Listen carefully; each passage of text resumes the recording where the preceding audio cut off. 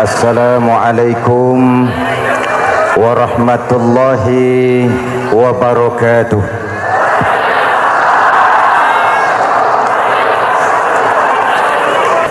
Saudara-saudara hadirin yang saya hormati, yang berbahagia,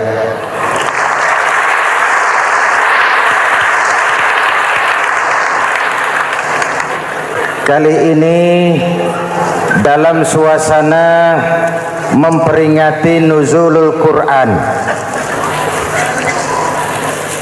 setiap penganut agama mempunyai kitab-kitab yang suci atau dianggap sebagai suci. Semua agama. Orang Nasrani punya kitab Injil, orang Yahudi punya kitab Taurat, orang Hindu punya kitab Weda, orang Buddha punya kitab Tripitaka, pengikut Konghucu punya kitab Tao Te Ching, orang Majusi pengikut Zoroaster punya kitab Zen Avesta, orang kebatinan punya kitab Serat Centani, Hidayat Jati atau Darmo Gandul.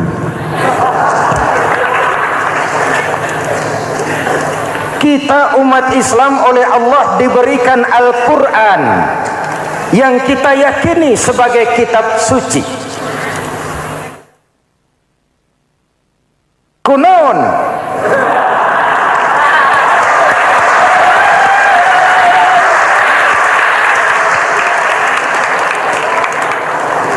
apa kunaon itu?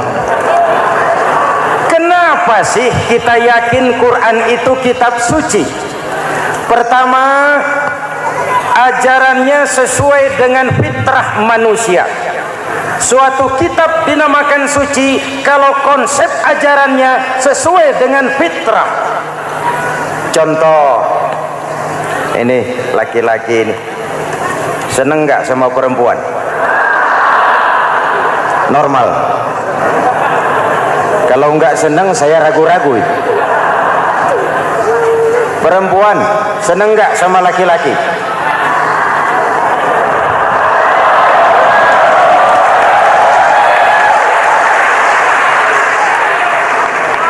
Ini fitrah. Laki-laki suka perempuan, perempuan suka laki-laki. Quran memahami itu. Hai laki-laki, kau senang dengan perempuan. Hai perempuan, kau suka dengan laki-laki.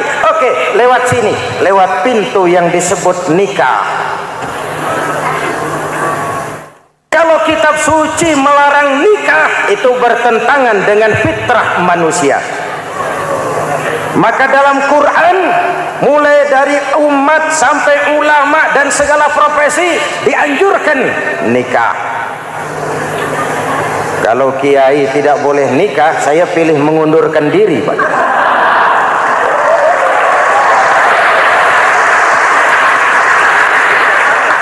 Itu bertentangan dengan fitrah.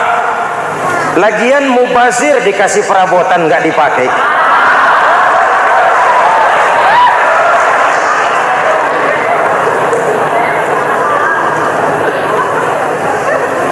Fitrah. Contoh lagi, manusia perlu makan. Kalau ada kitab suci menyuruh puasa terus dari pagi sampai sore sampai malam sampai pagi lagi, eta teh kitab gelo.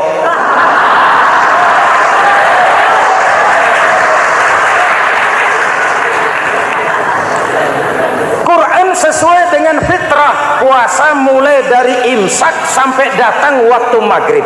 Puasa ngebleng dari pagi sampai sore sampai malam merusak kesehatan. Malam berpuasa boleh bergaul dengan istri. Kenapa? Fitrah.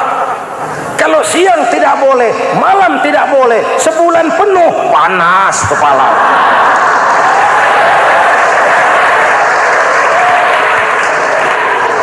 Rontok rambut. Hadirin yang saya hormati, itu yang pertama. Yang kedua, kita yakini Quran sebagai kitab suci karena isinya tidak saling bertentangan, konsekuen, konsisten. Kalau ada satu kitab, di satu ayat mengajarkan Tuhan Esa, di lain ayat mengajarkan 3, liar itu mah. Bagaimana kitab suci isinya paradoks? Bagaimana kitab suci isinya saling bertentangan?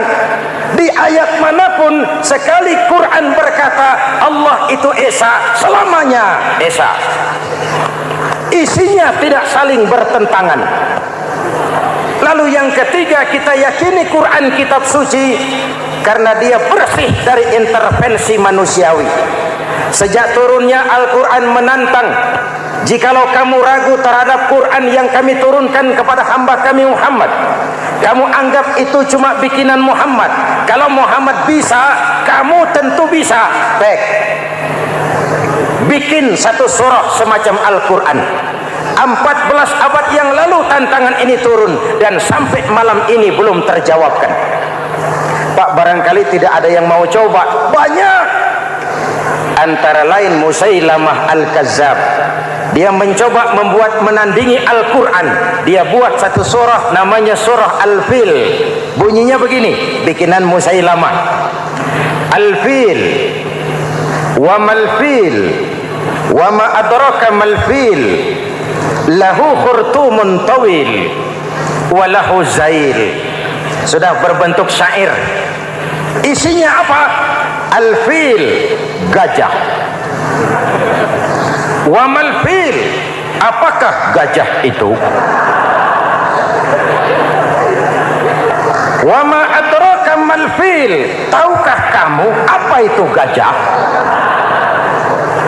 Lahu khurtumun tawil, dia punya belalai panjang. Walahu zail, dan dia punya ekor. Enggak usah turun ayat begituan, orang tahu.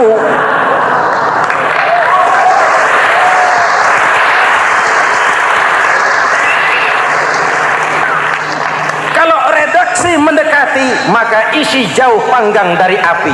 Kitab suci bersih dari campur tangan manusiawi. Maka Al-Quran, ke bahasa apapun dia diterjemahkan, naskah aslinya tetap ikut.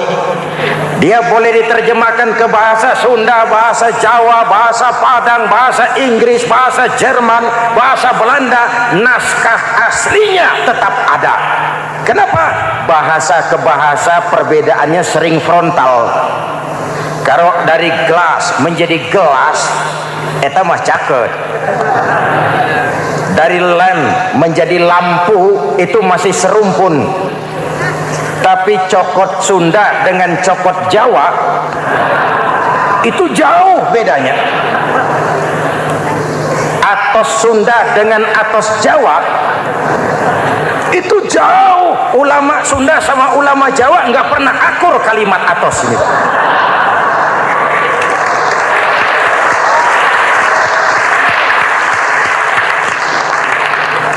Inilah kebenaran janji Allah, inna nahnu nazzalna dzikra wa inna lahu lahafizun.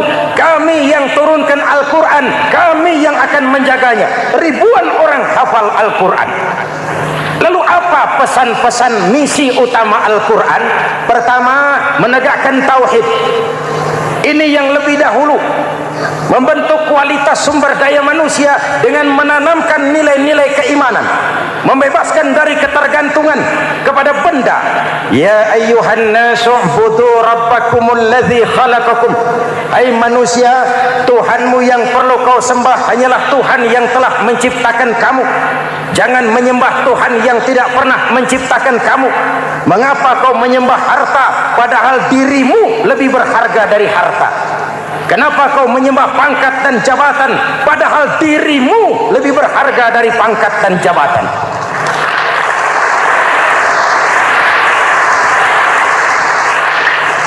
Diajak rasio berpikir, Tuhanmu yang perlu kau sembah hanyalah Tuhan yang menciptakan kamu. Dan Tuhan yang menciptakan kamu itu Tuhan yang lam yalid walam yulad, yang laisa kamitslihi syai'un, dan itulah Allah Subhanahu wa taala. Ayo orang teh, ayeuna teh boleh pakai teh. Ayeuna teh kita teh kalau kepada syirik jali, syirik yang terang-terangan, insya Allah tidak. Nyata-nyata menyembah berhala, tidak. Nyata-nyata menyembah pohon, tidak. Nyata-nyata berkeyakinan Tuhan lebih dari satu, tidak. Tapi kita sering terjebak pada syirik kecil, syirik khafi, syirik yang tersamar. Saya sejak pakai cincin ini, jangankan anak gadis, nenek-nenek ngelihat saya cincin. Jangankan anak gadis, nenek-nenek lihat saya lemes cincin. Ini saya sejak ada perkutut di rumah ini dagang lancar perkutut. Ini Ramadan, bulan penempaan nilai-nilai keimanan. Misi utama Quran menegakkan tauhid, memerangi kemusyrikan, membebaskan manusia dari ketergantungan kepada benda. Dari situ kualitas sumber daya manusia dimulai. Saya sering mengungkapkan selama ini sistem pendidikan kita cuma mengisi otak, bukan membentuk watak. Otak diisi segala macam ilmu, tapi hati kosong, agama rapuh, akhirnya moral rendah. Muncul manusia-manusia yang pintar, cuma sayang tidak benar. Indonesia kita bangkrut, Indonesia kita terpuruk, Indonesia kita sakit sekarang ini, kan ulahnya orang-orang yang pintar tapi tidak benar.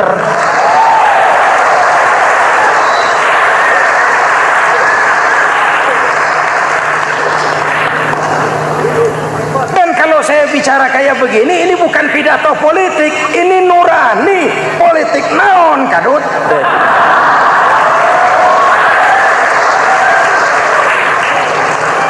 Ini nurani, ini tanggung jawab sebagai anak bangsa.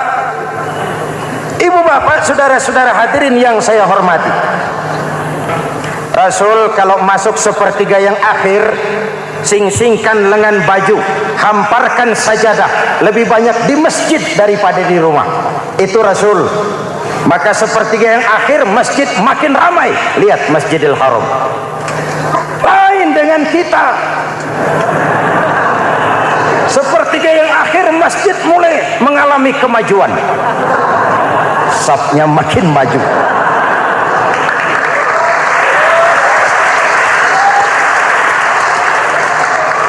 Pasar ramai, terminal beludak. Padahal sepertiga yang akhir itu puncak. Padahal di situ nilai tambah. Dan anggap ini Ramadan terakhir yang diberikan Allah kepada kita. Kenapa? Memang tidak ada jaminan tahun depan ketemu Ramadan lagi.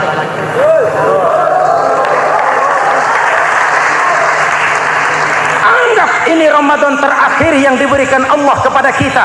Tidak ada jaminan tahun depan Ramadan akan ketemu lagi. Tidak ada jaminan. Manfaatkan peluang ini untuk melakukan pemutihan. Semua kita melakukan introspeksi. Tidak tahu kita Ramadan tahun depan nanti masih ketemu apa tidak. Sebagaimana kita tidak tahu kita masih hidup atau tidak. Hadirin yang saya hormati, misi kedua Al-Quran, persaudaraan, kebersamaan atas dasar keadilan dan kebenaran. Manusia bersuku-suku, ya.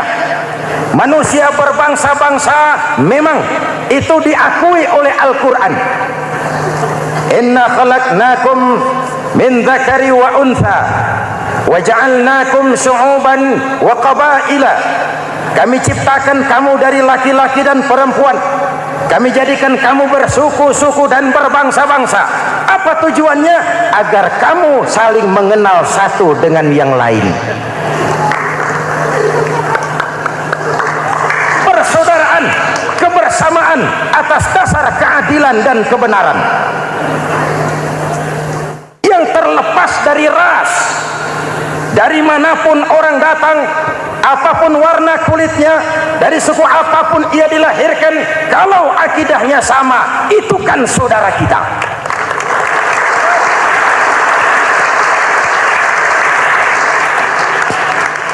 Seperti di masjid, kita tidak peduli dari mana kita datang. Yang datang dari kidul, madep ngulon mang. Yang datang dari sebelah lor, madep ngulon mang. Yang datang dari sebelah wetan, madep kulon mang. Yang datang dari kulon, madep ngulon. Bukan soal dari mana kau datang, tapi satu arah menghadapmu. Kau mau Betawi, mau Sunda, mau Jawa, mau Padang, mau Aceh, mau Batak, mau Ambon, kita satu nusa, satu bangsa, satu bahasa.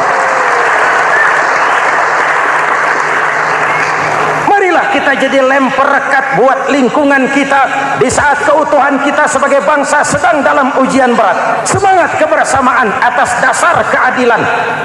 Tidak ada mayoritas menekan minoritas. Umat Islam itu kalau besar, dia mampu melindungi yang kecil. Kalau kecil, dia bisa menjaga diri. Tiap solat Jumat khatib berpesan pada akhir khutbah kedua, innallaha ya'muru bil adli wal ihsan, innallaha ya'muru bil adli wal ihsan. Allah memerintahkan kamu menegakkan keadilan dengan argumen, bukan dengan sentimen. Mengajak, bukan mengejek. Merangkul, tidak untuk tujuan memukul. Kalau sebagai bangsa kita utuh, kompak dan bersatu, saya yakin kita akan bisa mengatasi kesulitan-kesulitan sekarang ini.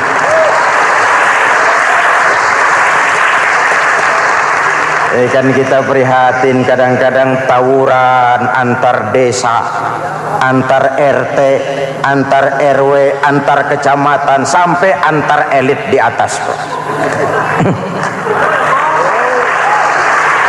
Makanya saya ulang lagi pesan ini, kalau elit di atas tawuran, jadilah penonton yang baik. Saudara-saudara kaum muslimin yang saya cintai, kita prihatin, kita seakan tercabut dari akar budaya kita sebagai bangsa.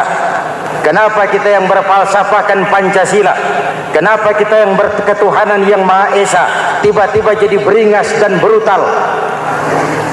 Ada maling ayam ketangkap, disiram bensin, dibakar hidup-hidup. Kok kita bisa begitu? Street justice, pengadilan jalanan mulai tegak. Iyalah kita tidak puas dengan kerja aparat kita, tapi jangan main hakim sendiri.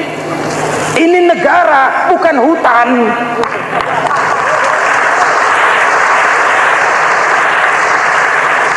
Jangan mencegah kemunkaran dengan menegakkan kemunkaran baru. Oleh hal-hal yang sepele yang mestinya kita bisa mencari jalan keluar dengan baik. Ayo luruskan saf, rapatkan barisan, satukan langkah, tautkan hati. Kita satu umat yang satu, diikat oleh Al-Quran. Hanya dengan kebersamaan kita akan mampu menata hari esok yang lebih baik atas dasar keadilan dan kebenaran. Dulu teh Muhammad Toha teriak takbir ngadepi Belanda. Bung Tomo teriak takbir ngadepi Belanda. Ayeuna takbir ngadepi batur sadulur salembur. Nanaunan.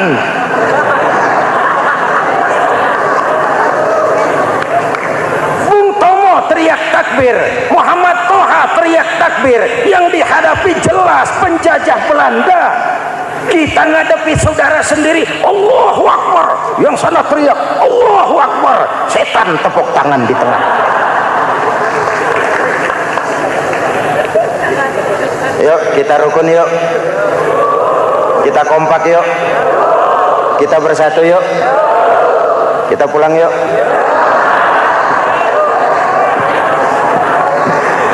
Ini misi kedua. Misi yang ketiga, Al-Quran membebaskan manusia dari gaya hidup sekuler. Quran mengingatkan, awas bung, ada hidup sesudah mati, ada akhirat sesudah dunia. Lebih untung orang yang percaya akhirat daripada yang tidak. Paling tidak hidupnya normatif. Contoh, saudara yakin akhirat ada, lalu saudara hidup baik-baik, menjauhi yang munkar, meninggalkan yang haram, saudara sujud, puasa, jihad, lalu saudara mati. Setelah mati ternyata akhirat tidak ada. tidak ada ruginya. Paling kurang kita sudah dicatat sebagai orang baik. Sebaliknya, saudara tidak percaya sama akhirat, lalu hidup seenaknya, judi, mabuk, zina, nipu orang, korupsi, tenggelam dalam kemunkaran, lalu mati. Setelah mati ternyata akhirat ada. Kemana anjen? Lebih untung orang yang percaya akhirat ketimbang yang tidak. Hidupnya ada rem. Iya Pak, saya kepengen banyak uang, tapi kalau main judi nanti di akhirat bagaimana? Iya, saya kepengen jadi orang kaya, tapi kalau korupsi, nipu orang, buka peternakan tuyul, nanti di akhirat bagaimana? Gaya hidup yang berkeseimbangan, ada hidup sesudah mati dan ada akhirat sesudah dunia. Yang keempat, Quran membebaskan manusia dari belenggu kebodohan.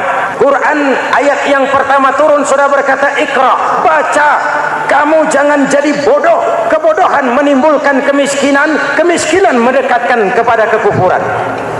Yang kelima, ini kado buat ibu-ibu, Quran mengangkat harkat, derajat dan martabat kaum wanita. Sebelum Quran turun, sebelum Islam datang, nasib wanita sangat menyedihkan. Dilahirkan hanya untuk melahirkan. Kalaupun berperan, peranannya tidak lebih segitiga. Dapur, sumur, kasur. Kasur, sumur, dapur. Dapur, sumur, kasur. Wanita dilecehkan, sekadar alat pemuas nafsu. Datang Islam, Rasul terenyuh, An-nisa imadul bilad. Wanita adalah tiangnya negara. Jikalau baik wanita, baik negara. Jikalau rusak wanita, hancur negara. Karena wanita, negara jaya. Betul? Karena wanita, negara hancur. Betul? Maka wanita adalah bidadari yang kadang-kadang setan. Kadang-kadang.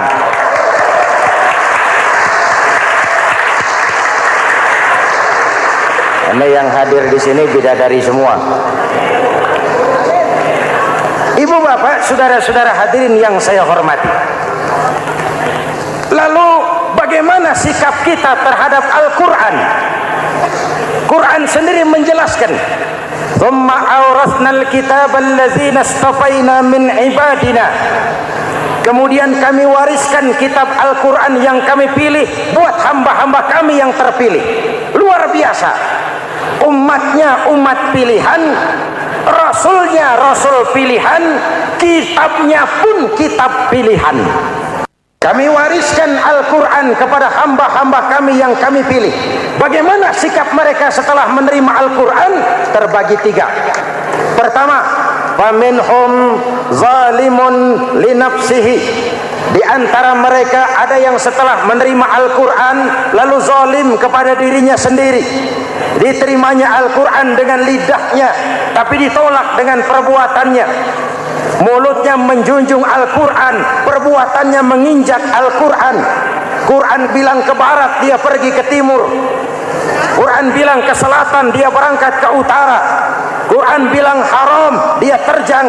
Quran bilang halal, dia tidak mau.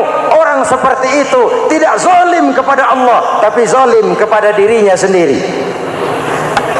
Mudah-mudahan kita yang termasuk golongan ini. Amin. Yang kedua, wa minhum muqtasid. Di antara mereka ada yang menerima Quran 50-50. Separuh-separuh. Yang enak dilaksanakan, yang berat ditinggal. Padahal pada sisi lain Quran mengajarkan masuklah ke dalam Islam secara total. Kafah, jangan separuh-separuh. Ini watak munafik. Kalau dilihat Islam menguntungkan, rame-rame teriak Islam. Ketika diminta berjihad, diminta berkorban, diminta zakat, rame-rame mengundurkan diri. Saya bangkrut Pak, saya miskin Pak, saya pailit Pak. Mental itu dalam awal-awal Baqarah dijelaskan. Kullama adha'a lahum masyaw fi wa idza adlama alaihim qamu. Kalau terang mereka berangkat, kalau gelap mereka mandek. Itu ciri orang munafik beragama. Kalau Islam menguntungkan, rame-rame teriak Islam. Ketika diminta berjihad, berkorban, berjuang, rame-rame mengundurkan diri. Muqtasid. Golongan yang ketiga, ini yang ideal. Wa minhum sabiqum bil khairati biiznillah. Di antara mereka ada yang setelah menerima Al-Quran lalu berlomba-lomba mengamalkannya, berlomba-lomba melaksanakannya.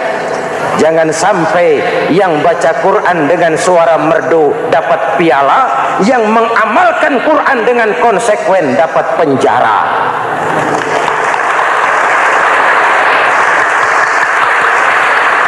Itu ironi, itu menyedihkan, itu memilukan, dan itu memalukan. Pilihan terserah kita. Satu hadis Rasulullah mengajarkan begini: man ja'alal Qur'ana amamahu qadahu ilal jannah, wa man ja'alal Qur'ana khalfahu saqahu ilan nar. Siapa yang meletakkan Quran di depannya, dijadikannya Quran sebagai imam, Quran akan membimbing dia ke surga, surga dunia, lebih-lebih surga akhirat. Sebaliknya, siapa yang meletakkan Quran di belakang, dibelakanginya ajaran Quran, Quran akan mendorong dia ke neraka, neraka dunia, lebih-lebih neraka akhirat. Quran imam apa makmum? Kita makmum apa imam? Makmum ikut imam apa imam ikut makmum? Makmum ikut imam. Jikalau Quran adalah imam, jikalau kita adalah makmum. Ke barat kata Quran, ke barat kita berangkat. Ke timur kata Quran, ke timur kita menuju. Halal kata Quran, itu yang kita ambil.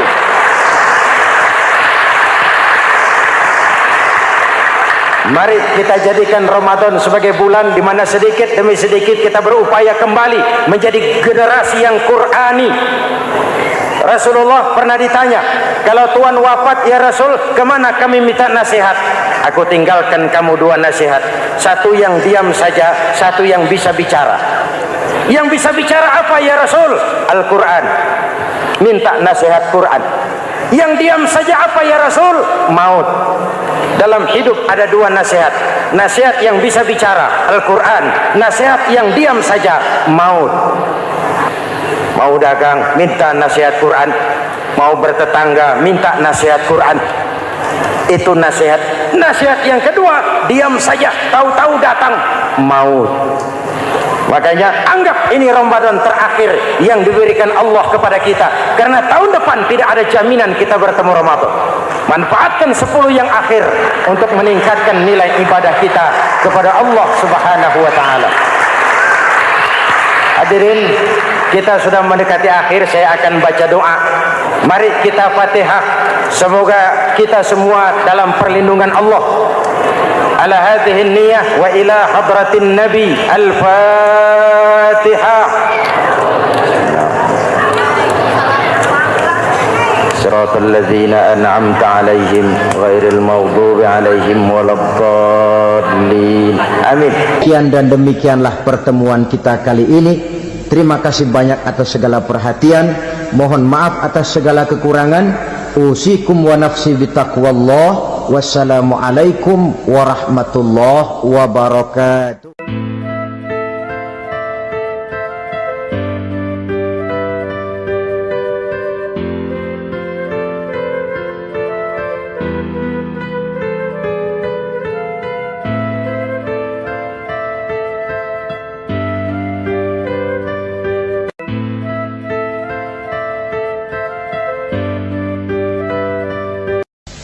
Bapak-bapak, ibu-ibu, saudara-saudara kaum muslimin rahimakumullah. Murai di dahan dan koko ayam di kandang. Dunia ini penuh dengan berbagai macam kesibukan. Sejak dari petani yang turun ke ladang, pedagang yang berangkat ke pasar, pelajar yang menuju sekolah, sampai kepada pegawai yang berangkat ke kantor, seluruhnya tidak lain untuk mencari sesuatu yang bernama bahagia. Setiap orang menginginkan kebahagiaan dan tidak seorang pun menginginkan kesengsaraan dalam kehidupan ini. Namun nyatanya tidak setiap orang yang ingin bahagia mengetahui jalan yang harus ditempuhnya untuk sampai kepada kebahagiaan itu.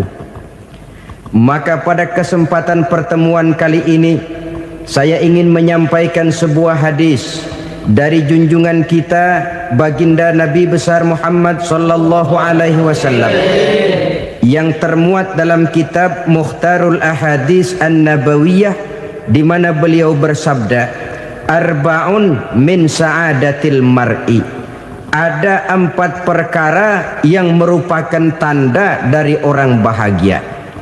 Saya mau tanya, di antara saudara-saudara yang hadir di sini, apa ada yang kepengen jadi orang sengsara? Ya. Seluruhnya tentu ingin mendapatkan kebahagiaan. Maka menurut resep dari Nabi kita, tanda orang bahagia itu 4. Jadi kalau saudara ingin bahagia harus mempunyai 4 perkara ini. Yang pertama, orang bahagia itu kata Nabi, darun wasi'un. Punya rumah biar bagus asal gede. Enak ngaturnya daripada sudah punya rumah kecil adanya di pinggir kali, gubuk, kalau hujan bocor, miring lagi, kiamat. Loh, kalau gitu Islam materialis dong. Hadis ini boleh diartikan dengan makna hakiki, arti yang sebenarnya.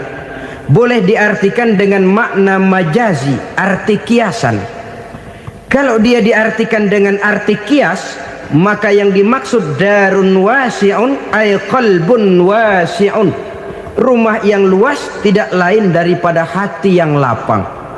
Karena di situ kunci kebahagiaan yang sebenarnya. Walaupun kita cuma tinggal di petak berukuran 2 kali 3 meter, kalau hati kita luas-luas rasanya rumah itu. Tapi biar rumah kita halamannya saja puluhan ribu hektar, ada kolam renangnya, kamar tidurnya tidak lagi terhitung. Kalau hati yang menempati rumah itu sempit, maka akan terasa sempit jugalah rumah itu. Tempat bergantungnya tidak lain adalah hati. Marilah kita mencoba melihat berbagai pandangan orang tentang bahagia ini. Ada orang menyangka bahwa bahagia itu kalau dia mendapatkan harta yang sebanyak-banyaknya. Siapa yang banyak harta, dialah raja. Apa yang dia mau, seluruhnya bisa dibeli. Keamanannya, dia bisa menyewa petugas. Seluruh fasilitas untuk menyenangkan kehidupannya bisa dibeli. Pendeknya, hartalah segala-galanya dalam kehidupan.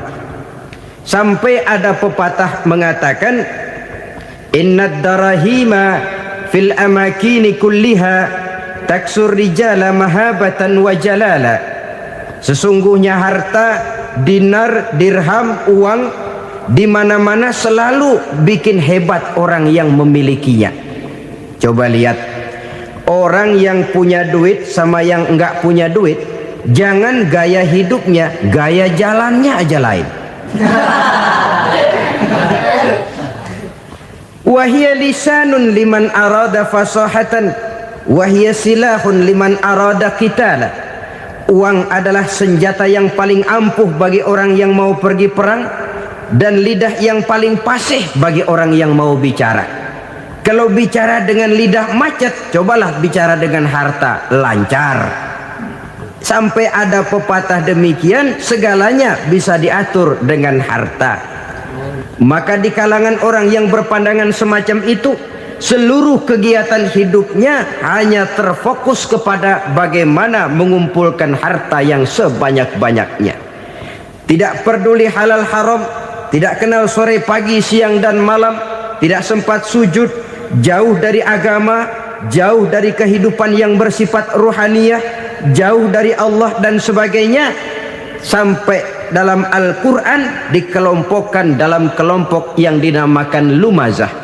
Allazi jama'a malahu wa addadah yahsabu anna malahu akhladah. Mereka mengumpul-ngumpulkan harta sebanyak-banyaknya dan menyangka bahwa harta yang banyak itu dapat mengekalkan hidupnya, mengekalkan kekayaannya, mengekalkan kebahagiaannya. Saudara hadirin yang berbahagia, kalau pandangan hidup ini benar, artinya kalau harta memang merupakan satu-satunya hal yang dapat membuat orang bahagia, tentu di rumah mewah tidak akan pernah ada tangis derita. Tentu di satu tempat di mana fasilitas hidup serba menunjang tidak ada yang namanya penderitaan. Tapi suka dan duka, sedih dan gembira, senyum dan tawa adalah milik setiap orang, baik dia punya harta maupun dia tidak punya harta.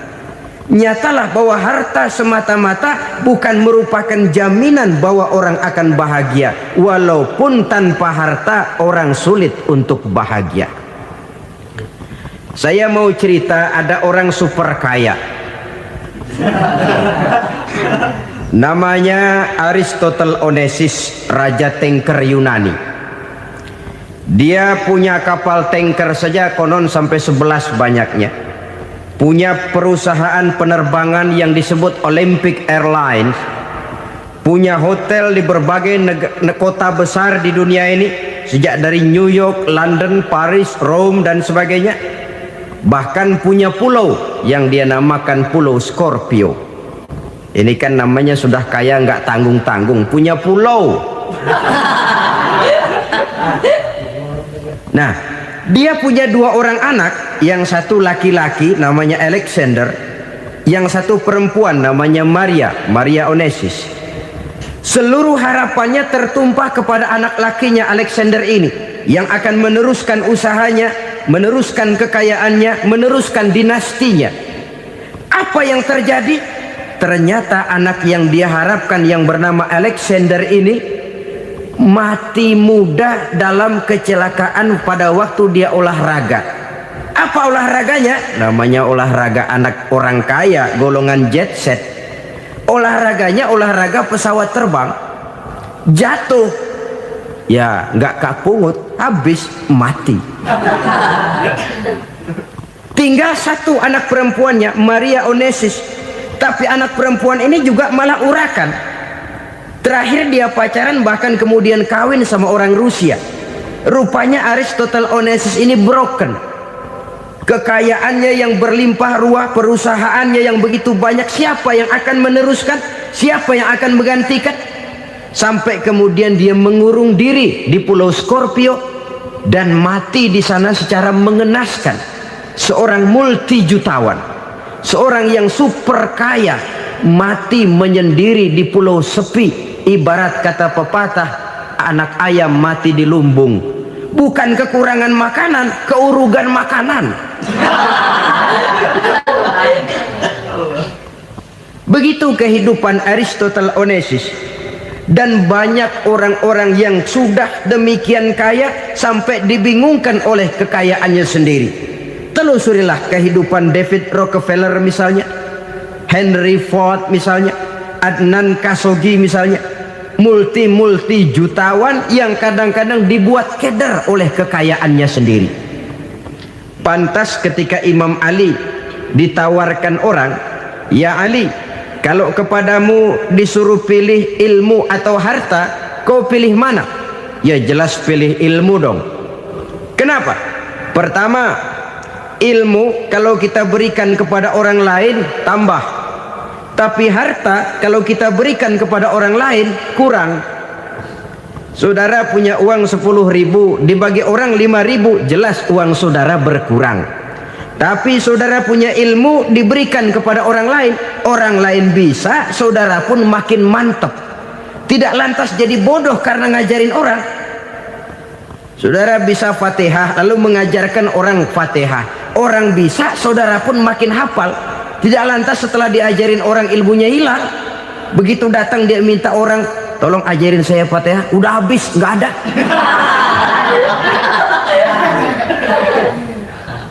Yang kedua kata Imam Ali, ilmu menjaga kita. Kalau harta kita yang harus jaga. Makin banyak ilmu, makin terpelihara diri seharusnya. Tetapi makin banyak harta, makin bingung kita jaganya. Sampai kadang-kadang kalau perlu seluruh keliling rumah dipasangi alarm. Belum cukup disewakan anjing besar-besar, pasang di depan pintu, awas anjing galak. Masih belum cukup juga, cari centeng tukang-tukang kepruk jaga rumah. Masih terasa belum aman, padahal rumahnya dikelilingi tembok besar. Di balik tembok ada pintu-pintunya tebal. Di balik pintu itu terbuka masuk kamar, kamar pun ada pintunya, pintunya pun kuat. Masuk ke dalam kamar ada lemari, lemarinya pun pintunya kuat, dikunci, kuncinya pun kuat. Tapi terhadap seluruhnya yang timbul cuma sekedar was-was saja. Kesimpulannya sekali lagi, tanpa harta orang memang sulit untuk bahagia. Tapi harta semata-mata tidak merupakan jaminan orang akan bahagia. Dengan hati yang luas, itu modal utama untuk mencapai kebahagiaan hidup. Orang yang hatinya luas, saudara-saudara, punya hati yang lapang, melihat kenyataan hidup ini, dia bersyukur senantiasa kepada Allah. Lantas tidak timbul hasud dan iri hatinya. Oleh karena itu jiwanya selalu lapang. Kalau tidak, cupik hati namanya, dangkal pandangan, tidak senang melihat orang lain dapat nikmat, dan itu sering dijadikan contoh. Kalau orang yang lapang dada, dia lihat tetangganya beli TV baru, dia berkata, alhamdulillah ya, tetangga kita beli TV, mudah-mudahan kita bisa ikut nonton. Lapang dadanya. Tapi orang yang sempit hati, lihat tetangga beli televisi, meriang. Enggak diapa-apain, meriang. Besoknya dengar tetangga beli motor, makin sakit, ke rumah sakit. Lalu di rumah sakit dengar tetangganya beli mobil, mati. Disiksa oleh perasaannya sendiri. Orang kalau hati sudah sempit dalam hidup, kemanapun dia pergi, sempit rasanya medan kehidupannya. Kemudian kita melihat juga ada orang yang menilai bahwa bahagia itu katanya kalau punya kedudukan yang tinggi, pangkat yang agung, wibawa yang besar. Mungkin betul, tapi mungkin juga tidak. Bergantung kepada hati orang yang punya pangkat itu. Sama dengan harta tadi. Harta akan membawa bahagia kalau dia jatuh ke tangan orang yang berhati lapang. Tapi harta akan jadi bencana kalau jatuh ke tangan hati orang yang sempit. Pangkat akan membawa bahaya kalau jatuh di tangan hati orang yang sempit. Lebih dari itu, kenyataan mengajarkan kepada kita bahwa ternyata pangkat dan jabatan tidak selamanya memberikan kebahagiaan dalam kehidupan. Bahkan resikonya kelewat besar. Beberapa bukti kita bisa ambil dari para pemimpin dunia yang menjadi korban lantaran pangkat dan jabatan yang disandangnya. Saudara ingat Presiden Abraham Lincoln dan John Kennedy dari Amerika? Dibunuh orang. Park Chung-hee dari Korea Selatan, Ziaur Rahman dari Bangladesh, Anwar Sadat dari Mesir, terakhir Indira Gandhi dari India, menjadi korban dari pangkat dan jabatan yang disandangnya dari orang-orang yang tidak senang dia memegang jabatan itu. Dia akan mudah mengundang bencana. Sehingga pantas kalau seorang presiden terkemuka Amerika, Harry Truman namanya, dia mengatakan jabatan presiden itu, kata dia, seperti orang nunggang macan, naik macan. Harus kita taiki, kalau enggak dia bakal nerekam kita, ngeri katanya. Adapun orang yang hatinya lapang, kalau dia menerima pangkat dan jabatan, dianggapnya itu satu kesempatan untuk berbuat baik. Tapi orang yang berhati sempit, menerima pangkat dan jabatan, bukan kadang-kadang menerima, malah berusaha setengah mati mencapai dengan segala cara. Kalau perlu jilat atas, jilat atas. Jadi golongan sumuhun dawuh. Jadi kelompok kulon nuwun, yes sir, yang kerjanya cuma oke bos. Kalau perlu jilat atas, jilat atas. Kalau perlu injak yang bawah, injak yang bawah. Perlu sikut kiri kanan, sikut kiri kanan. Yang penting pangkat dapat, jabatan dapat. Orang yang semacam ini, kalau sudah mempunyai pangkat dan jabatan, biasanya dia tidak menganggap itu sebagai amanah, tidak menganggap sebagai kesempatan berbuat baik, tapi malah kesempatan untuk memperturutkan hawa nafsunya yang dilatar belakangi oleh kesempitan hatinya tadi. Apalagi kalau orang memperoleh pangkat karena banyak mengeluarkan uang, seakan-akan pangkat dan jabatan itu sekarang macam proyek pakai tender. Siapa yang berani bayar segini naik, nggak berani minggir. Padahal logikanya, kalau orang mencapai satu jabatan karena banyak mengeluarkan uang, hampir bisa dipastikan bahwa setelah jabatan itu dia pegang, langkah pertama yang akan dilakukannya ialah berusaha bagaimana uang yang dia keluarkan supaya kembali. Ya paling kurang pulang modal dulu dong. Soal mikirin rakyat soal nanti, tapi ini modal harus pulang. Itu celakanya kalau orang memperoleh pangkat dan jabatan cuma karena banyak mengeluarkan uang. Jarang orang yang mempunyai keyakinan dan pandangan bahwa pangkat dan jabatan merupakan amanah. Jadi sekali lagi, pangkat dan jabatan mungkin saja membawa kebahagiaan kalau jatuh ke tangan orang yang berhati lapang. Tapi bisa jadi bencana kalau dia jatuh ke tangan orang yang mempunyai hati yang sempit. Dan lagi-lagi stresnya hati yang lapang. Lalu sebagian orang, saudara, ada yang berpandangan katanya bahagia itu kalau jadi orang terkenal, mempunyai popularitas, menjadi idola di kalangan remaja, di kalangan orang tua, di segala lapisan masyarakat. Padahal makin populer orang makin terikat dia. Ya kalau macam kita ini kan nggak punya nama, nggak populer, tengah malam buta mau nongkrong di warung Tegal aman. Tapi pangkat, jabatan, kedudukan, popularitas menyebabkan kita diikat dengan berbagai macam peraturan. Cuma mandi sama ke WC saja yang nggak dikawal.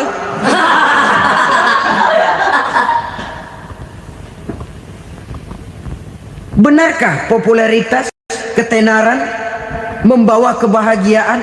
Mungkin ya, tapi mungkin juga tidak. Kenapa? Banyak orang-orang populer yang mengakhiri hidupnya secara tragis. Kita ambil beberapa nama. Di Amerika tahun 60-an ada bintang seksi paling terkenal yang dijuluki sex bomb, bom seks. Sampai sekarang jadi legenda, namanya Marilyn Monroe. Singkatan dobelnya itu inisialnya MM, Marilyn Monroe. Terkenal top sampai dia mati tahun 62, namanya sekarang masih saja dibicarakan orang. Kenapa dia bunuh diri? Tidak punya hartakah dia? Banyak. Kurang populerkah dia? Seluruh dunia mengenalnya. Sejak rakyat kecil sampai pejabat tinggi dia punya hubungan. Kenapa? Jenuh. Dia terlahir dalam keadaan yatim. Setelah itu tidak lama dia berangkat remaja, ibunya meninggal, pindah dari wanita asuh ke wanita asuh sampai 12 orang ibu angkatnya. Dan kekecewaan yang paling parah, setiap laki-laki yang dekat dengannya hanya seperti kapal berlabuh, datang dan pergi silih berganti. Padahal dia merindukan seseorang yang bisa melindungi hidupnya. Dia rindukan itu dan dia tidak pernah menemukan. Itu yang akhirnya menyebabkan dia minum pil tidur kelewat dosis, minum obat tidur kebanyakan, ya tidur terus sampai sekarang.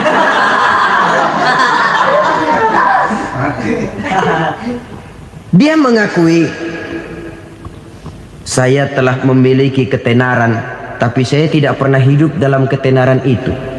Saya pandai main sandiwara, tapi saya ingin hidup dalam alam yang real sebagaimana umumnya orang. Itu yang dia rindukan. Menyusul jejak yang namanya Marilyn Monroe ini, Billie Holiday, saudara kenal tentu. Di rumah sakit dirawat. Dia juga minum obat overdosis, mati lagi. Jimi Hendrix minum obat tidur overdosis kelewat batas, mati lagi. Lalu yang menghanyutkan diri di danau, Janis Joplin dan Brian Jones. Ini orang-orang populer, orang-orang terkemuka yang mengakhiri hidup secara tragis, bukan karena tidak terkenal, mungkin karena sudah saking terkenalnya. Contoh paling belakangan, Bruce Lee. Wah, ini tukang-tukang keprok tentu kenal siapa dia. Sampai sekarang pun tabir kematiannya masih merupakan misteri. Dan yang masih hidup juga menunjukkan gejala yang aneh. Michael Jackson, rumahnya di Beverly Hills itu dijaga sedemikian rupa, dan dia selalu curiga kepada setiap makanan harus steril, bersih dari segala macam kimia. Kemana dia pergi, itu tukang-tukang keprok sudah selalu menjaga dan mengawal, dan dia seakan takut menunjukkan mukanya yang asli. Hingga kalau tampil ke tengah di luar show, dia kadang memakai pakaian yang tidak menunjukkan dia yang sebenarnya, takut dikenali orang. Ternyata popularitas sering jadi momok yang meracuni kehidupan manusia. Oleh karena itu, benarlah junjungan kita pada saat beliau mengajarkan orang akan bahagia kalau dia mempunyai hati yang lapang. Nah, sekarang masalahnya untuk mendapatkan hati yang lapang, caranya bagaimana?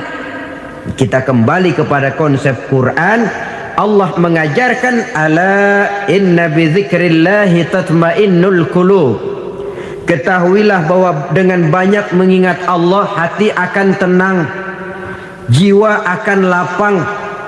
Dengan kata lain, dekat dengan agama, merasakan kehadiran Allah dekat dalam hidup.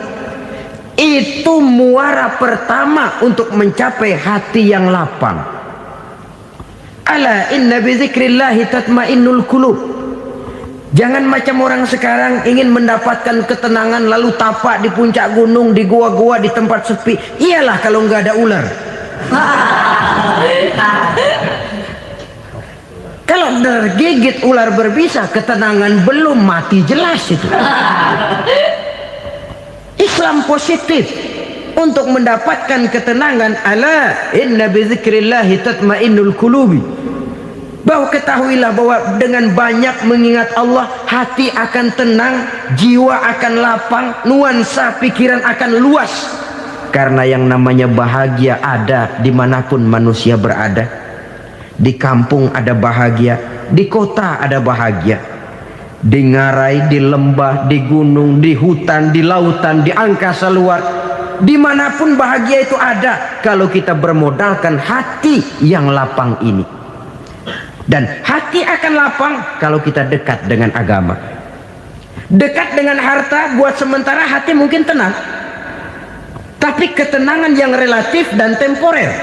Apalagi orang tiap kali tambah harta, tiap kali tambah rencana. Itu wajar.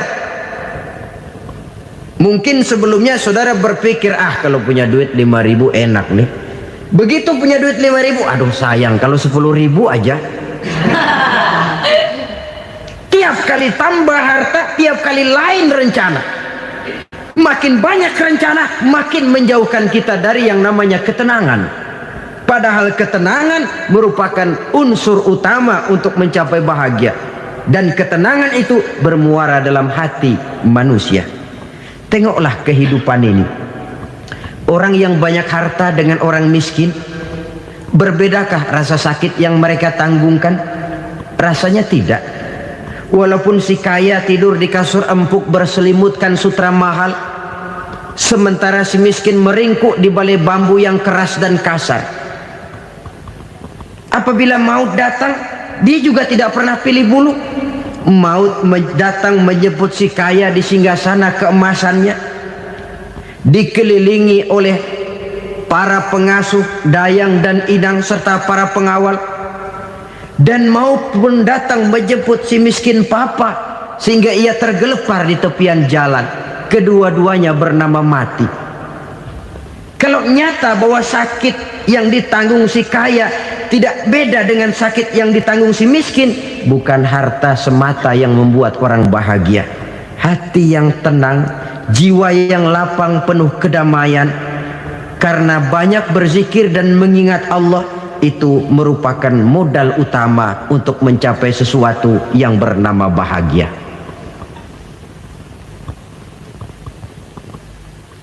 Saudara hadirin yang saya hormati, inilah yang pertama dari 4 ciri yang digambarkan oleh Nabi tentang tanda-tanda orang bahagia. Dan harus berangkat dari yang pertama ini, hati yang lapang. Ini yang harus kita miliki lebih dahulu, baru nanti akan menyusul kepada poin yang ketiga, kedua, dan selanjutnya. Sebab kalau hati sudah terisi dengan jiwa yang lapang, seluruh persoalan insya Allah akan bisa kita atasi dengan sebagaimana mestinya. Yang kedua sekarang, tanda orang bahagia menurut baginda Nabi, markabun syariah. Orang bahagia itu, kata beliau, punya kendaraan biar cepat asal lancar. Artinya kemana dia mau pergi mudah. Apa maksud hadis ini? Kalau kita kaji lebih dalam, kendaraan itu kan alat transportasi. Transportasi tidak lain adalah usaha memudahkan komunikasi. Pindah dari situ kepada teori bahwa manusia adalah zon political, makhluk bermasyarakat yang tidak bisa memenuhi kebutuhan hidupnya secara sendirian. Kita memerlukan keberadaan orang lain dalam kehidupan ini. Untuk memakai baju saja kita sudah perlukan petani yang tanam kapas, pabrik yang memintal kapas jadi benang, pabrik yang menenun benang jadi kain, sampai kepada mesin jahit, sampai kepada tukang jahit. Itu cuma untuk memakai pakaian saja. Tidak seorang pun di antara kita yang sanggup memenuhi kebutuhan hidupnya secara sendiri. Kita perlu orang lain. Maka kebebasan dalam arti mutlak, kebebasan tanpa batas, itu tidak mungkin ada dalam kehidupan. Karena kita mengadakan yang disebut interaksi sosial. Setiap kegiatan kita tentu melibatkan orang lain. Menurut kita barangkali kita bebas jalan di jalan raya semaunya, tapi orang lain berkendaraan pun merasa bahwa ini ada juga jalan haknya, dan begitu selanjutnya. Oleh karena itu, maksud dari kendaraan yang cepat ini adalah khulata'uhu ma'as solihin. Lingkungan pergaulannya terdiri dari orang-orang soleh. Pergaulannya luas. Kemana dia pergi ada temannya. Kesulitannya ada tempat dia cerita. Dan kesulitan kalau sudah diceritakan kepada orang lain, taruh kata orang itu tidak bisa menolong, namun menceritakannya kepada orang yang kita percayai, kan paling kurang sudah mengurangi beban jiwa, mengurangi tanggungan batin, merasa masih ada tempat kita cerita. Maka lebih baik orang awam yang mau bergaul ketimbang orang setengah alim tapi ngunci pintu. Sebab nantinya akan timbul sikap picik, cupik pandangan, dan tidak luas menghadapi kenyataan dalam kehidupan ini. Namun yang harus kita garis bawahi, pergaulan memang mesti luas. Namun jangan sekali-kali lupa bahwa pergaulan sangat besar pengaruhnya dalam ikut membentuk kepribadian manusia. Sehari-hari bisa kita bilang, kalau kita dekat sama tukang minyak wangi, sekalipun nggak dibagi minyaknya, baunya tentu dapat. Betul? Tapi dekat sama tukang elas, walaupun nggak kena apinya, asapnya mesti kena. Kalau Syauqi mengatakan lebih jelas lagi, man asyaral asrafa asa musyarrafan wa muasyiral anzali ghairu musyarrafin. Awalam taral jildal hakira muqabbalan bisagri lamma sara jildal mushaf. Siapa yang bergaul dengan orang mulia, dia bakal ikut menjadi mulia. Tapi siapa yang berteman dengan orang hina, dia tidak bakal ikut menjadi mulia. Tidakkah kau lihat, kata Syauqi, kulit kambing yang hina pun dicium orang ketika menjadi kantong Quran. Kulit kambing hina, kalau dia sendirian gak ada yang mau cium. Tapi begitu dia bergaul dengan Quran, menjadi kantong Quran, dipakein minyak wangi, ditaruh di tempat yang tinggi, mau diambil dicium dulu, dibawa dengan penuh hormat dan hati-hati. Kulit kambing yang hina lantaran berteman dengan Quran, numpang mujur. Tapi coba lihat kalau kulit kambing berteman dengan kayu, jadi beduk, habis. Zohor dikemplang, asar dipukul. Itu pun sedikit saja, cuma salah milih teman. Yang temennya Quran dihormati orang, yang temennya kayu lantaran jadi beduk, gelap-gelap subuh orang udah kemplangnya.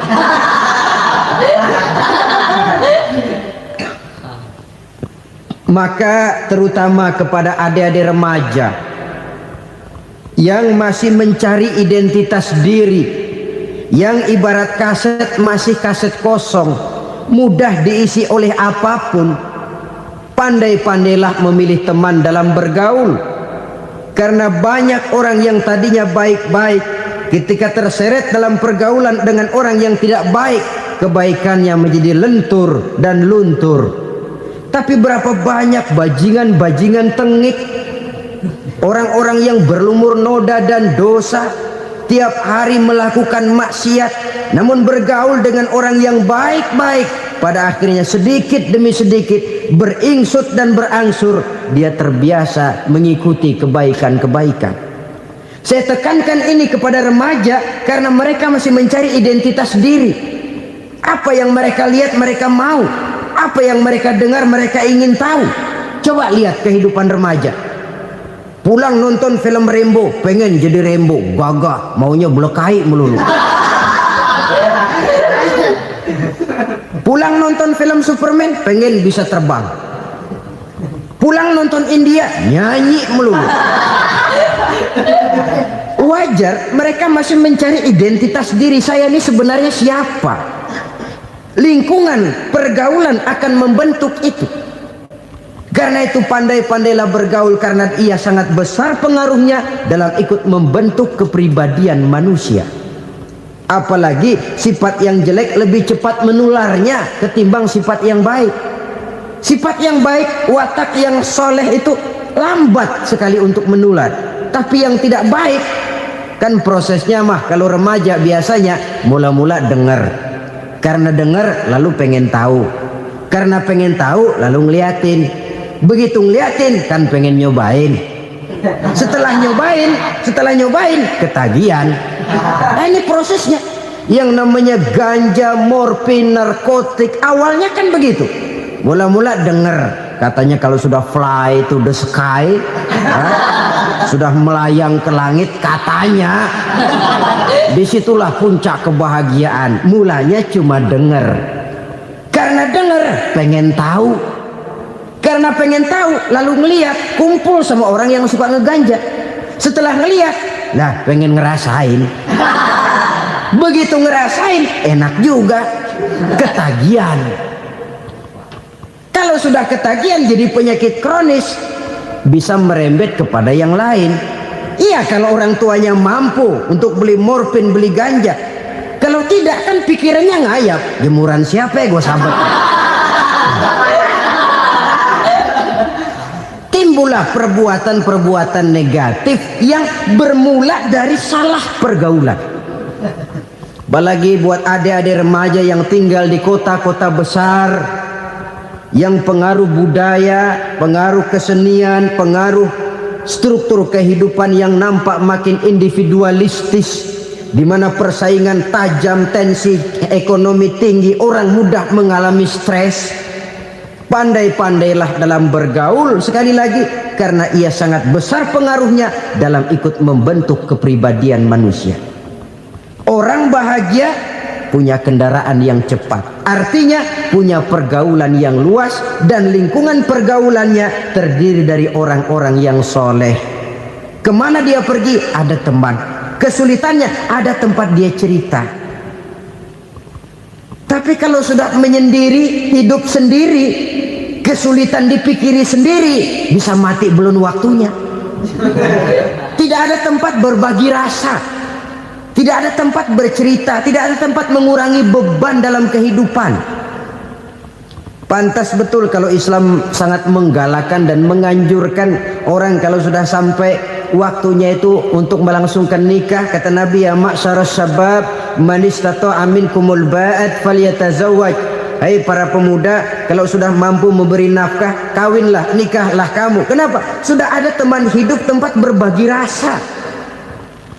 Kesulitan kalau ada tempat cerita akan lebih ringan ketimbang kita telan sendiri, walaupun bobot kesulitannya sama beratnya.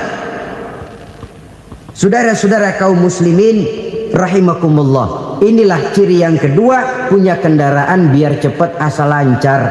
Kemana kita mau pergi gampang. Dengan kata lain, setelah hati yang luas, pergaulan yang luas. Dua. Yang ketiga sekarang, tanda orang bahagia itu menurut Nabi, misbahun mudhi'un, punya lampu yang terang. Oh, itu enggak problem. Sekarang sudah zamannya listrik masuk desa, Pak. Lampu sudah terang semua. Betul, kalau itu yang dimaksud. Tapi tidak cuma itu. Karena lampu yang dimaksud di sini, lampu yang akan menerangi seluruh perjalanan hidup. Dan perjalanan hidup itu sudah dimulai sejak kita terlahir ke alam ini sampai masuk ke alam barzah, kumpul di padang mahsyar sampai ke akhirat. Lampu yang menerangi itu yang diperlukan. Kalau lampu, katakanlah yang paling top sekarang kan lampu jenis Mercury. Taruhlah itu di rumah kita, dia cuma menerangi rumah kita, menerangi hati pun tidak sanggup. Bila kita masuk ke alam barzah, alam kubur, sanggupkah si Mercury yang begitu terang menerangi alam barzah kita? Tidak sanggup lagi. Sanggupkah lampu yang ratusan watt, bahkan puluhan ribu watt menerangi kehidupan di padang mahsyar? Tidak akan sanggup lagi. Kalau demikian, yang dimaksud lampu yang terang di sini apa? Tidak lain amal soleh, kebajikan yang kita lakukan dalam hidup. Itu yang akan jadi lampu penerang. Di dunia nama kita akan terang, jasad kita boleh hancur terkubur tanah, tapi nama kita akan dikenang orang. Begitulah kalau orang meninggalkan kebajikan dalam hidup seperti sekarang. Ribuan orang tiap saat berziarah ke kubur Imam Syafi'i, ke kubur Imam Malik, ke kubur Imam Ghazali, ke kubur orang yang baik-baik, orang yang soleh-soleh. Kebajikannya yang ditinggalkan, yang mengukir namanya dengan tinta emas. Sehingga saudara sudah terbaring di alam kubur, orang lewat, Allah, ini kuburannya Fulan bin Fulan, dulu ini kebaikannya Masya Allah, saya ikut merasakan. Mari kita mampir sebentar, kita Fatihah, mohon disampaikan Allah pahalanya kepada almarhum. Al-Fatihah. Itu kalau orang baik-baik. Lalu saudara tanya, Pak, orang mati dikirimin Fatihah apa nyampe pahalanya? Saya jawab, kalau saudara nggak percaya, mati dulu dah. Nanti saya Fatihain, tungguin di sana, umpama nggak sampai balik lagi kemari. Sekarang ini kan maunya otak-otakan saja, kalau nggak masuk otak nggak percaya. Padahal alam gaib itu nggak bisa diotak-otakin. Sama saja dengan saudara pernah dengar cerita kapal Tampo Mas tenggelam kan? Pernah nggak? Di mana? Ya, di laut Masalembo.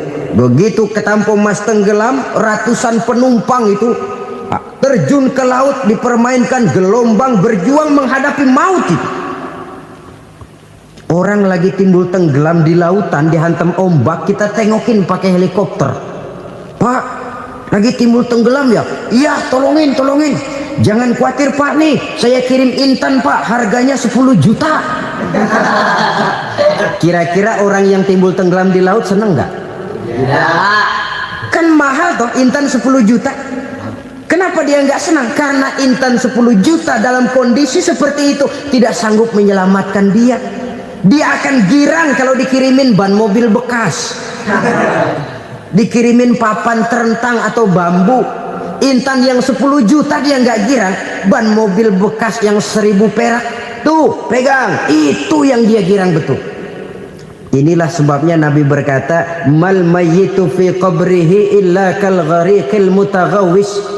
Orang yang meninggal di alam kuburnya seperti orang timbul tenggelam di lautan. Yantaziru da'watan min ahli, menunggu doa dari keluarganya yang masih hidup.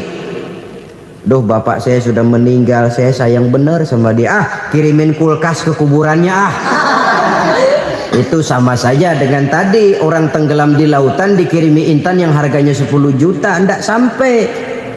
Begitulah kalau kebajikan yang kita tinggalkan dalam hidup, sudah mati pun kubur kita masih diziarahi orang. Tapi kalau jahat yang kita tinggalkan, boro-boro lah orang mau doa lewat dekat kuburan kita juga serem. Tuh bajingan dulu mati dipendem di situ tuh. Jangan lewat situ, ntar kesurupan, jangan. Lewat saja orang ngeri. Konon lagi membacakan Fatihah dan mengirimkan doa. Hidup pada hakikatnya adalah kesempatan untuk berbuat baik. Maka sekali kesempatan itu diberikan, manfaatkan dengan sebaiknya. Sebab kesempatan kedua tidak akan pernah ada. Kesempatan berbuat baik di sini, di akhirat sudah pembalasan namanya. Sekali kesempatan itu dicabut, dia tidak akan pernah dikembalikan lagi. Kata Iqbal, hidup tidak mundur ke belakang, Bung. Berhenti diinjak orang, mundur hancur. Tidak ada kata mundur dalam hidup ini. Berhenti diinjak orang, mundur kecebur. Tidak ada kata lain, harus maju dalam kehidupan dalam artian yang positif.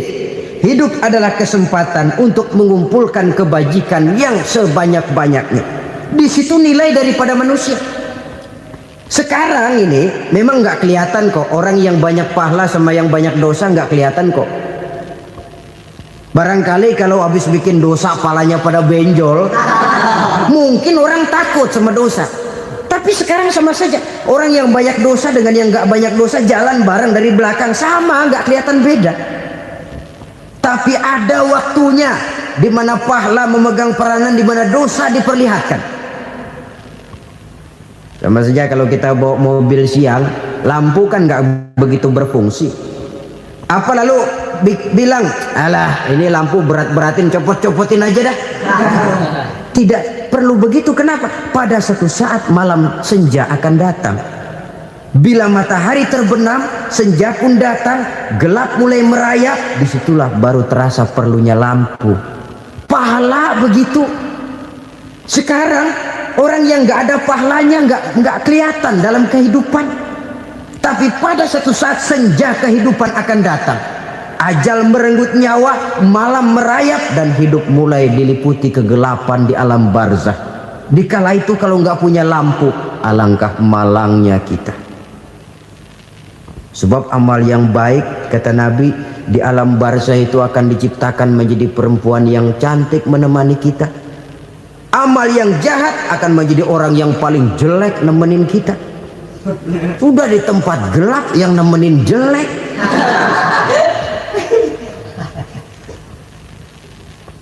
Kaum muslimin rahimakumullah.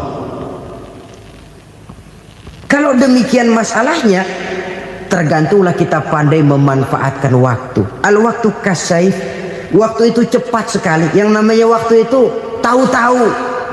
Tahu-tahu udah tahun 87. Tahu-tahu udah begitu. Tahu-tahu yang kemarin anak-anak, sekarang udah pada punya anak. Tahu-tahu saja itu. Begitu cepat waktu berlalu.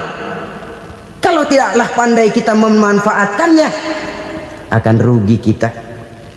Nabi bersabda, man kana yaumuhu khairun min amsihi fahuwa rabih. Barang siapa yang hari ini lebih baik daripada hari kemarin, itu orang untung. Hari ini lebih baik daripada kemarin. bulan ini lebih baik dari bulan kemarin, tahun ini lebih baik dari tahun kemarin. Itu orang yang beruntung. Tahun kemarin sembayangnya maghrib doang, sekarang udah tambah isya.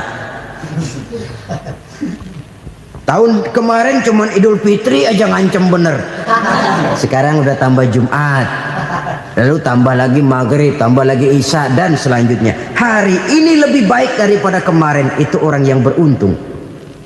Wa man kana yaumuhu mislu amsihi fahuwa khasir. Lalu barang siapa yang hari ini sama saja dengan hari kemarin, itu orang rugi. Hari ini sama dengan kemarin, rugi itu. Bulan ini begitu, bulan kemarin begitu, tahun ini begitu, tahun lalu juga begitu. Rugi itu orang. Rugi apa? Rugi umur. Umur tambah, amalan gak pernah tambah. Dan saya pikir lebih merupakan azab ketimbang nikmat kalau orang dikasih panjang umur cuma untuk numpuk dosa. Mending mana? Panjang umur banyak dosa sama pendek umur dikit dosa? Mending mana? Mending mana? Ya, paling mending tentu panjang umur banyak pahala. Tapi kalau tidak, sekali lagi, lebih merupakan azab ketimbang nikmat kalau orang diberikan panjang umur tapi cuma untuk sekedar menumpuk dosa.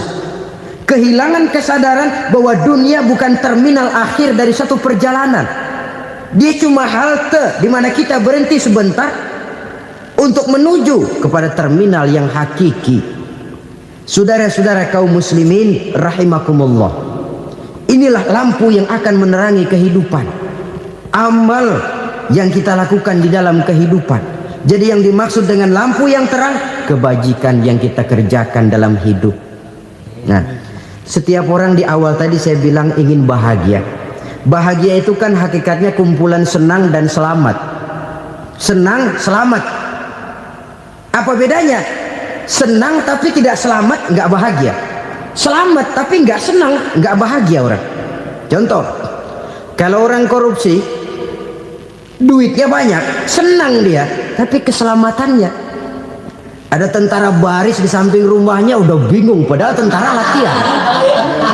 Tentara cuma latihan, dia bingung. Senang, tapi karena keselamatannya tidak terjamin, dia tidak bahagia. Sebaliknya pegawai negeri jujur benar cuma segaji-gajinya, selamat nggak korupsi tapi melarat, ya nggak bahagia juga, kurang senang. Kesenangan dan keselamatan untuk dunia saja, ya sekali lagi, kalau cuma sekedar untuk dunia saja bisa dibeli pakai uang, bisa dibeli pakai uang. Saudara ingin selamat bisa dibeli pakai uang, saudara ingin senang bisa dibeli dengan uang. Tapi setelah mati masuk ke alam barzah, habis kekuasaan uang. Nggak bisa lagi beli keselamatan pakai uang, tidak mungkin lagi membeli kesenangan dengan uang. Di situ pahala yang megang peranan. Makin banyak pahala, makin banyak saham untuk membeli kesenangan dan keselamatan, untuk memperoleh yang namanya bahagia. Dan jangan lupa loh, di alam barzah kita nggak sebentar, menunggu datangnya kiamat. Loh iya, kalau kita begitu dikuburin terus kiamat datang, untung. Tapi kalau masih harus 1000, 2000, puluhan ribu tahun yang akan datang, dalam satu penantian yang begitu lama, tanpa saham untuk memperoleh kebahagiaan, satu kemalangan yang tidak ada pernah putus-putusnya. Janganlah tergelincir oleh kebahagiaan sebentar yang menipu dengan mengorbankan kebahagiaan hakiki yang berjangka panjang. Apa artinya senyum sejenak kalau harus ditebus dengan tangis seumur hidup? Biarlah kita minum jamu, pahit memang, getir memang, tapi kan besok badan sehat. Daripada sekarang minum sirup, manis memang, enak memang, tapi bibir pada jontor besok. Sirawan, batuk, nggak karu-karuan. Banyak orang tertipu oleh kesenangan yang sebentar. Padahal laisa kullu ma yalma'u zahaban. Belum tentu semua yang berkilat itu emas. Belum tentu semua yang gemerlap itu intan. Karena itu marilah manfaatkan kesempatan yang diberikan Allah ini untuk mengumpulkan kebajikan yang sebanyak-banyaknya. Yang terakhir sekarang, yang keempat, tanda orang bahagia kata Nabi. Zaujatun salihah. Orang bahagia itu tanda yang keempat kata Nabi, punya istri biar cakep asal taat. Sudah surga itu sudah. Cakep taat. Istri kayak gitu, kalau belum mati jangan dikuburin dulu itu. Sudah cakep taat lagi. Tapi kadang-kadang enggak, udah jelek ngadat melulu. Apa yang mau dipilih? Sebab itu Quran mengatakan istri pakaian untuk suami, suami pakaian untuk istri. Kenapa suami istri diibaratkan pakaian? Alangkah tingginya gaya bahasa Quran ini. Suami istri teman hidup, hidup perjalanan panjang. Sejak kita dalam rahim sudah ada hidup kan di sini. Sampai ke alam dunia, masuk ke alam barzah, kumpul di padang mahsyar, sampai menuju akhirat, itu perjalanan hidup. Carilah istri atau suami teman hidup yang membawa manfaat tidak hanya kehidupan di dunia ini, sampai di alam barzah, sampai di padang mahsyar. Suaminya mungkin meninggal lebih dulu atau istrinya mungkin meninggal lebih dulu, tapi suami atau istri yang masih hidup berbuat kebajikan. Suami saya meninggal, ada hartanya, saya sedekahkan, niat pahala untuk almarhum suami saya. Ini teman hidup, tidak dibatasi dan tidak bisa dipisahkan oleh maut sekalipun. Zohirnya mungkin pisah, badannya mungkin pisah, tapi hatinya, jiwanya, kebersamaannya dalam menghadapi kehidupan. Karena itu saudara-saudara, bahasa Quran indah. Suami istri diibaratkan seperti pakaian. Apa fungsi pakaian? Pertama, pakaian jadi kebanggaan. Artinya suami harus menjadi kebanggaan istri, istri harus jadi kebanggaan suami. Yang kedua, pakaian itu kan fungsinya menutup aurat. Artinya sesama suami istri harus saling menjaga kekurangan masing-masing. Jangan malah sesama suami istri saling membongkar rahasia dan aibnya sendiri-sendiri. Istrinya diceritain jeleknya di mana-mana, atau suaminya dibongkar rahasianya di pasar umum. Itu sudah tidak lagi berfungsi sebagai pakaian. Kenapa semua ini diperlukan? Karena kita menyadari bangsa yang baik terdiri dari masyarakat yang baik.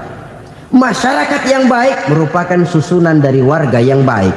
Warga yang baik adalah terdiri dari rumah tangga yang baik. Dan rumah tangga yang baik merupakan susunan dari pribadi yang baik.